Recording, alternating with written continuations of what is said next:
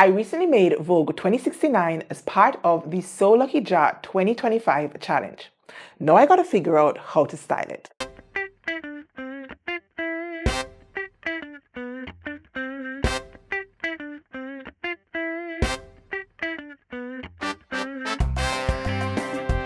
Hey Stitches, it's your girl Kris. Welcome if you're new or welcome back to my sewing space on social.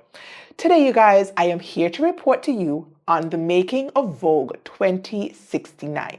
Now you might have seen if you have been here before that I pulled Vogue 2069 as March's pick for So Lucky Ja 2025.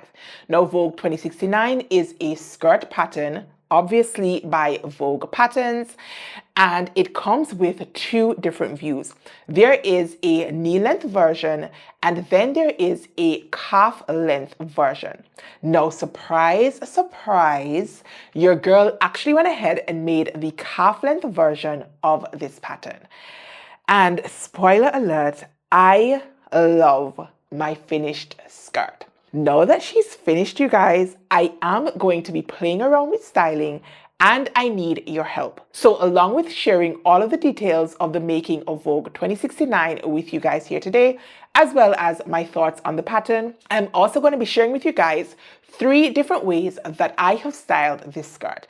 And then I'm obviously going to be soliciting your help in choosing the number 1 styling option.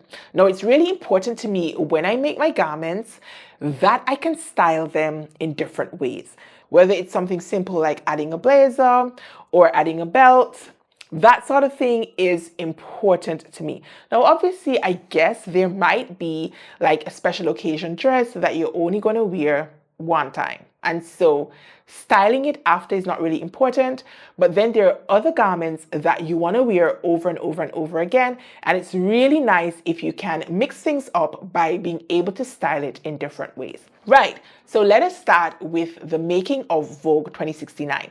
Now, I was excited about this pattern because Vogue patterns tended to be a little bit more couture than the other big 5 patterns. Think like Simplicity and McCall's.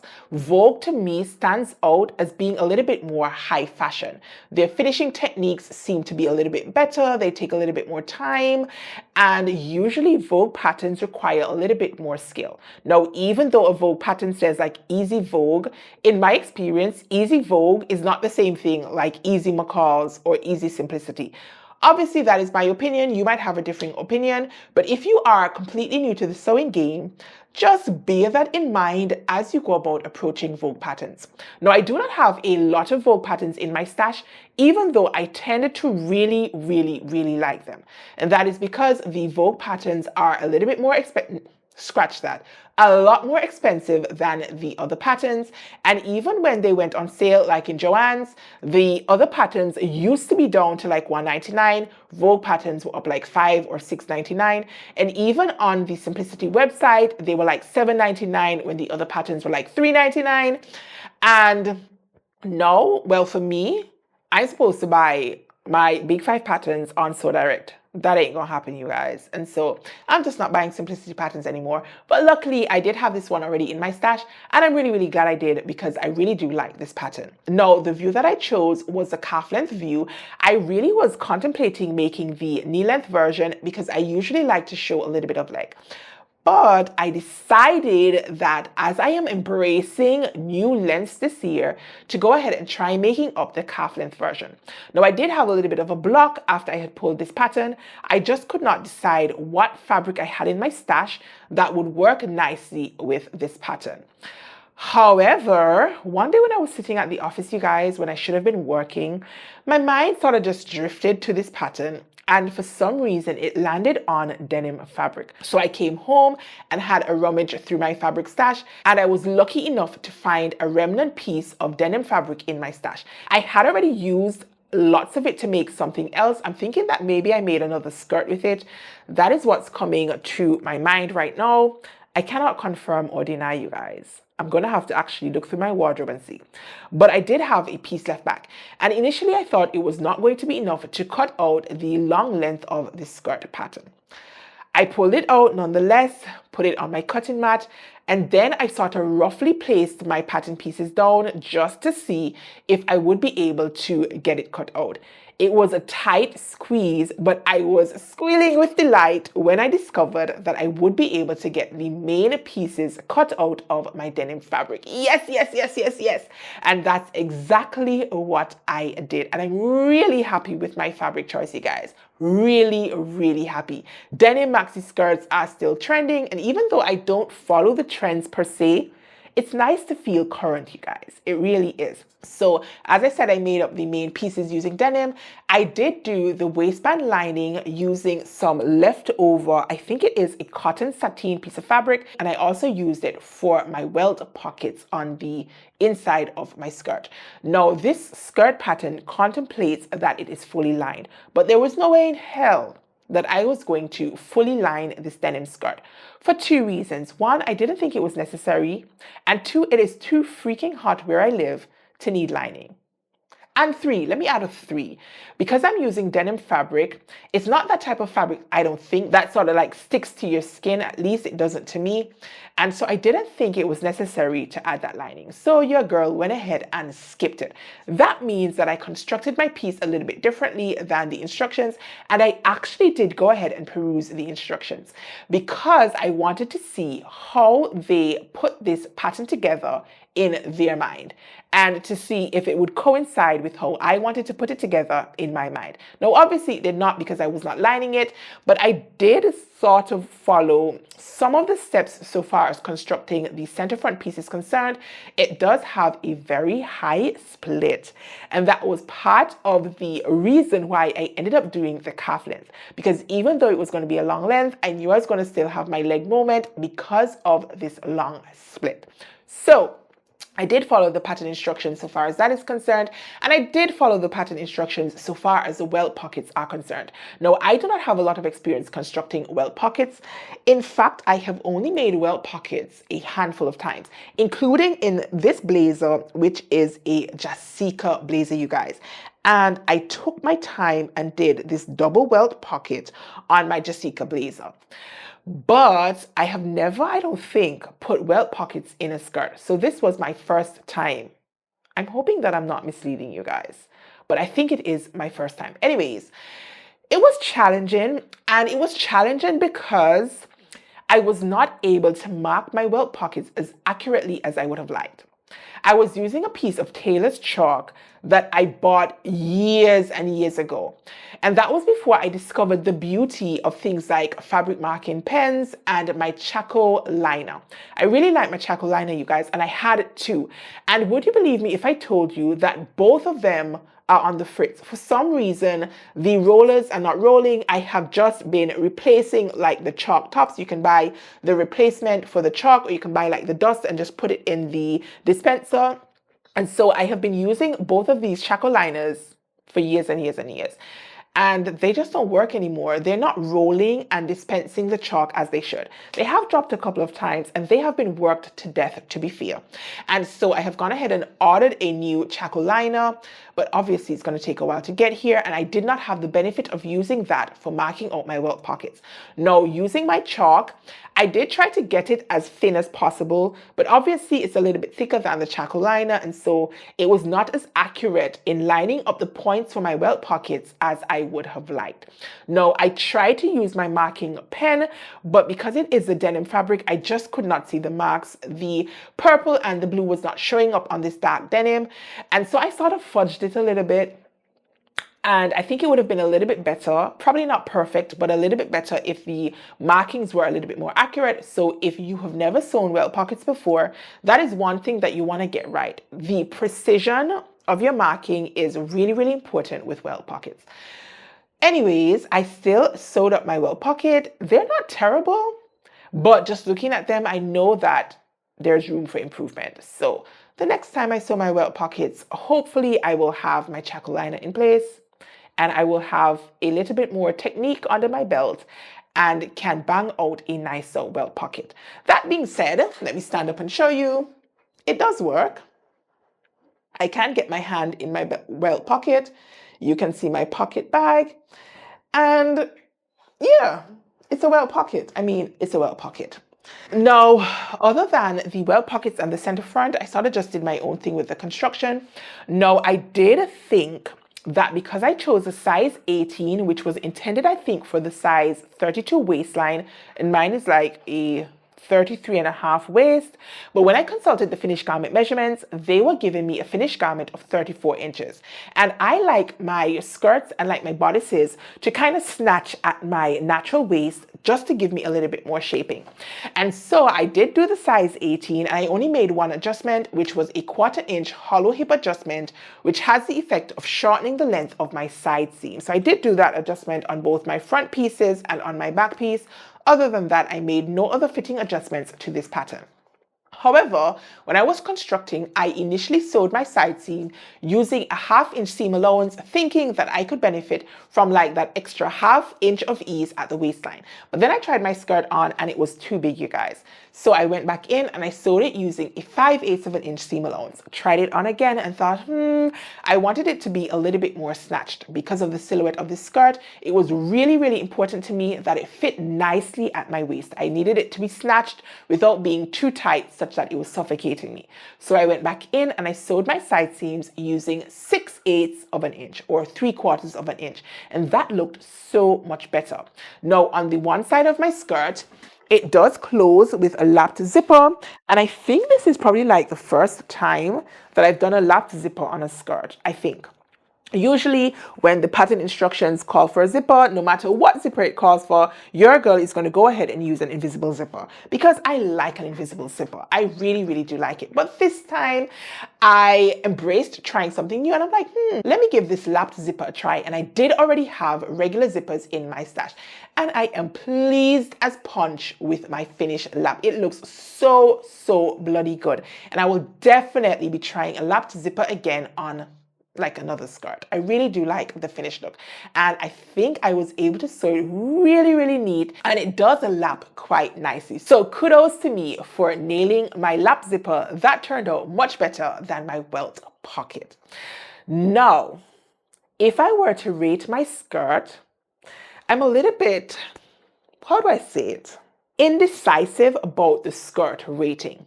Now, in terms of the finished look of my skirt, I would give this one a 10, you guys. I freaking love the vibe of this skirt. I love that I went with the calf length. I love that it shows a little bit of leg. I love that it shows a lot of leg. I love it. And I love how it fits me. It fits me beautifully, I think. But I am going to take off a couple marks, you guys, because the construction is not as nice as I would have liked it to be because of that bloody welt pocket. Welt pocket. Ugh! Damn you, welt pocket. And so for that, I'm going to take off like a point for the welt pocket. And that brings my rating down to a 9 out of 10. Now, there's one other deduction that I want to make. Let me stand up so that I can show you. Right, so let me pull my jacket off. And can you see that there is just a little fold of fabric right here at my lower back?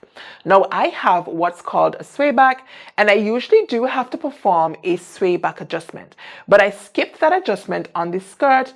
I didn't think it was going to be a big deal, especially since I had done the 1/4 inch hollow hip adjustment. But I was wrong, you guys. I was very wrong. And so there is just a little bit of fabric that folds right at my center back, and I could have gotten rid of that if I had done a sway back adjustment. So I am going to go back in and adjust my pattern piece so that I can get rid of that extra fabric for when I make this skirt again, because you better believe I am going to be making this skirt again. Now, can you see my leg peeking through, you guys? That is because of this high split situation. Now, I know you cannot see it in its entirety because, oh, you know, my usual gripe, the distance from my sewing spaces relative to the rest of my house is so small that it's so difficult for me to show you guys like all of me. I hate that. Oh my gosh.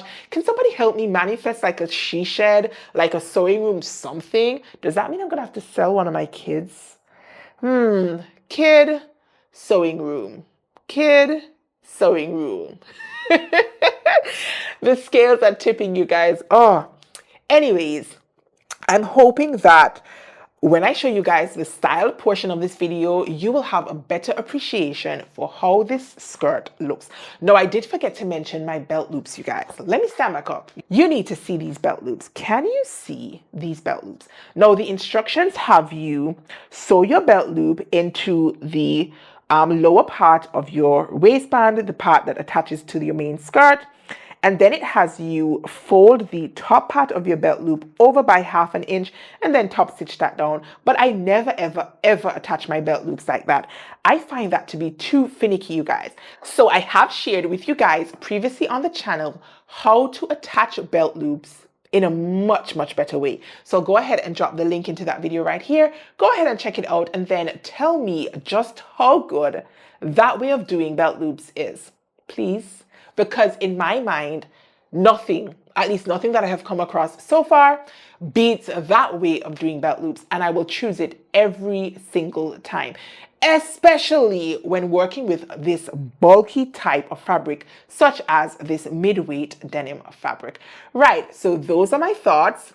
And I didn't tell you my final rating, did I? So my final rating is going to be an 8.5 out of 10. So I took off the 1 mark for the welt pocket, and then I take off a 0.5 point for not doing my sway back adjustment, because I really, really do like the skirt. So final rating, 8.5 out of 10. All right, you guys, now it is time to style this baby up. So let's go.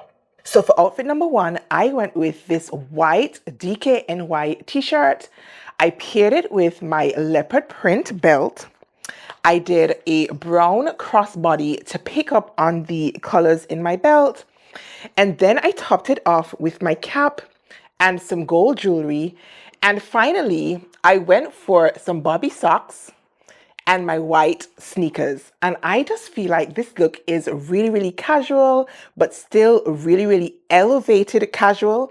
And I can see myself rocking this outfit out to do grocery shopping. I can wear this outfit if I was going to like a casual concert. I could wear this outfit out to see a movie or to catch a ball game. I just feel like this one is oh so versatile.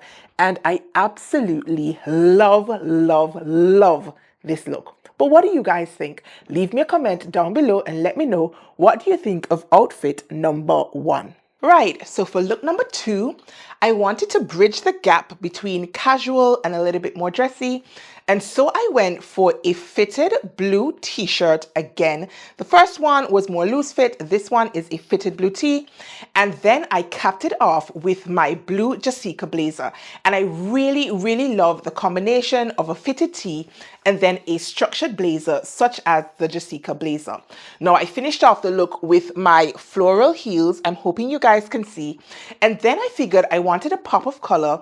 And so I went with a bold red lip and grabbed my red clutch. Now, so far as the accessories are concerned, I decided to go with a super chunky necklace. And because this draws so much attention to like the neck area, combined as well with this bold red lip, I went for just these stud earrings in my ears. And you guys, I really, really do like look number 2. Now I'm thinking that if I wanted it to appear even more dressy, I probably could tuck my t-shirt in. Can you guys see that that changes the vibe altogether? Tucked versus untucked. And then I could add, like, I have a navy blue and gold belt that I think will work well with this blue look and the gold accessories. So I can top it off with like a blue belt. And I think that that would elevate the look even more than it was previously and sort of push it even more towards that dressy sort of vibe. Now, do you like look number 2 more or less than look number 1?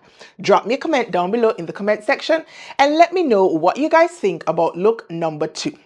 Right, whilst you're doing that, it's time for your girl to change into look number 3. I'm back, guys, and here is look number 3.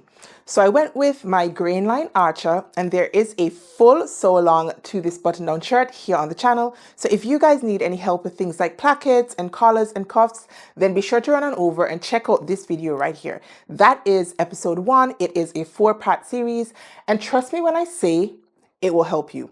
If you need help, it will help you.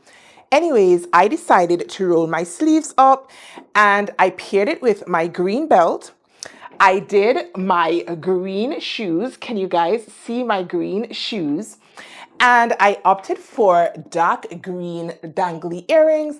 I omitted the necklace just because the earrings for me are the statement piece. I grabbed my green River Island bag and some green bangles. And finally, I pulled out my fashion frames. These ones are like a green animal print, and I just feel like it zhuzhes up the look just a little bit more. So tell me, you guys, what do you think of look number 3?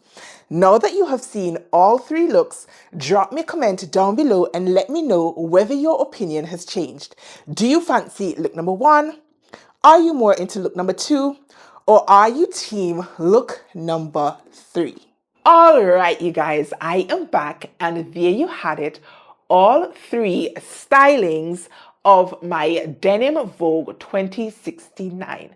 If you enjoyed today's video, be sure to go ahead and give it a thumbs up. It's really, really helpful so far as the algorithm is concerned. If you're like me, sometimes I'm watching videos and I'm really, really engrossed, and then I forget to do like the thumbs up. But then I go back and do the thumbs up because as a YouTube creator myself, I know how important it is. So again, go ahead and give me a thumbs up if you enjoyed today's video. Now drop me a comment down below and let me know, what do you think of my finished So Lucky Jar pick number 3? What rating would you give this Vogue skirt? Have you made it? Have you had your eyes on it? When I was looking at the hashtag over on Instagram, it came up with virtually nothing. And I did also do a quick search here on YouTube, and I did not find any other creator who had made up this pattern. There were others who had talked about picking it up during pattern hauls, but I had not seen it made up. So it doesn't seem to be that popular. But you guys are sleeping on this pattern and you need to wake up. And I'm hoping after you have seen my version that up you are, and you are excited to go ahead and make up this pattern as well. So let's talk about it further in the comment section. Let me know as well which of the 3 styling options that I shared with you you prefer. Now, it's okay if you like all 3, because I'm pretty sure I like all 3 as well. But it's always nice to know which one sort of edges out the others and why. So again, let's continue the conversation down below in the comment section. Now, as usual, if you have listened to all of my waffling and you are not subscribed to the channel, then just go ahead and subscribe. Let us be sewing friends. And until next time, you guys, stay calm, stay cool, stay safe, and absolutely keep sewing. Peace.